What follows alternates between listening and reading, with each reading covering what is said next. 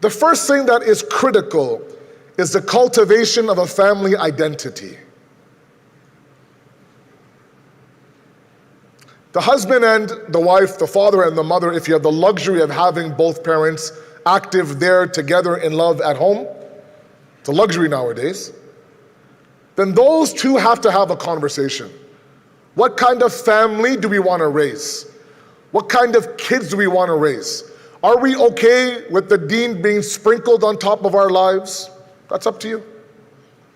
Do we want it such that our kids are holistic? The home is spiritual.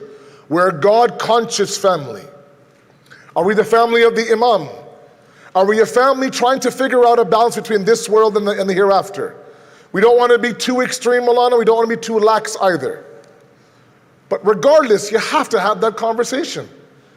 You have to sit there and ask each other, what type of kids do we want to raise? And ideally it happens before the kid even arrives inside this world. It can't be just go with the flow, let's see what happens, let's kind of, move forward day by day. This society is a systematic destruction of spiritual values happening in front of you, and they're not even hiding it anymore. You can sit there and you can insult God, and that's acceptable. But if you insult another group, then you can lose your basketball license. That's the society that we live in today. God has become a very, very, taboo word. Spirituality, the universe, science, a higher power, they'll use all that, but they won't use God. That's systematic. So simply kind of going with the flow, dekhiye kya hota hai, that approach will not fly. It might have flown in my era when I was raised in the 90s in this city, maybe, but not anymore. Which means you must have an identity. On your way home tonight, talk to your spouse. What is our identity? What do we want to raise? What's the output of this family? Once we identify that identity, then we go through a value and compromise exercise. We take that identity and that's our value, and we don't compromise that value for anything. So that means every decision that's made by the family, inside the home, outside the home, has to relate back to this identity. If I want to raise soldiers of my Imam, then everywhere I take my kids, everything I show my children, everything I feed my kids, has to go back to this identity. What we watch on the television set, what we say when my wife and I are arguing,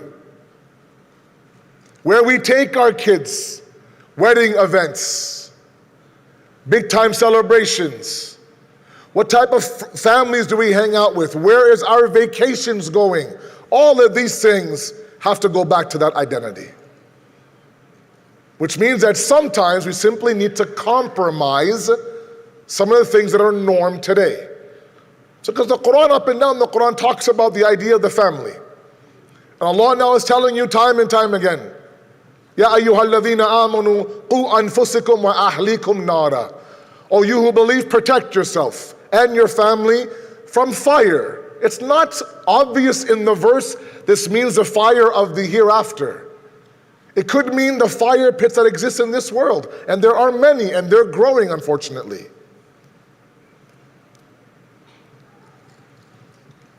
And that requires a very difficult decision. Sometimes our family members are going to a certain event, it does not jive with my identity, I can't go.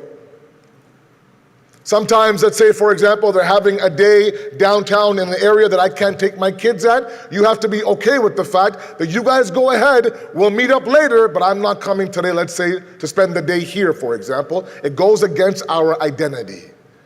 Because one thing we can't do, I'm sorry, we can't concede to the norms of this society. We can't let them dictate to us. And it is a them and us thing, I'm sorry. We can't let them dictate to us how to raise our kids.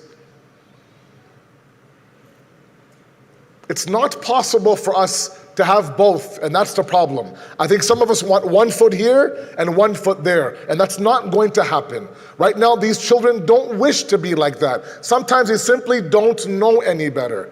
When I'm in a classroom during the day and I'm addressing these kids, sometimes they won't even know how to sit in front of their teacher.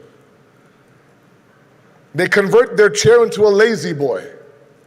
One leg is up, they're half awake, slouching down, lying down, this and that, snacking on their loud chips while I'm trying to address them about the akhlaq of the classroom.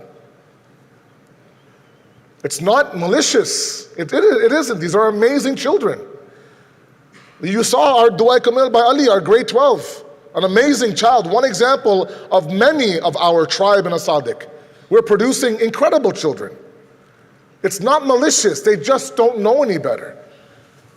It can't be that what we teach them at school is untaught again at home. That cycle is not going to go anywhere.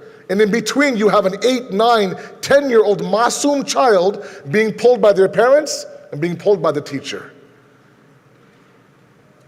And the faster we realize that we're on the exact same page, working for the exact same goal, that's when we'll begin to see results.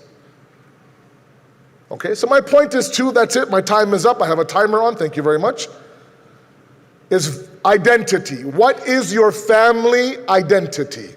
Where are you going as a family? Imam Ali alayhi salatu wassalam, Allahumma salli ala.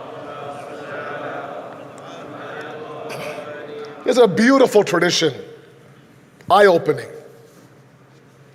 He says, may Allah subhanahu wa ta'ala have mercy on that individual who's able to answer 3 questions. Min ain, fi ain, ila ain.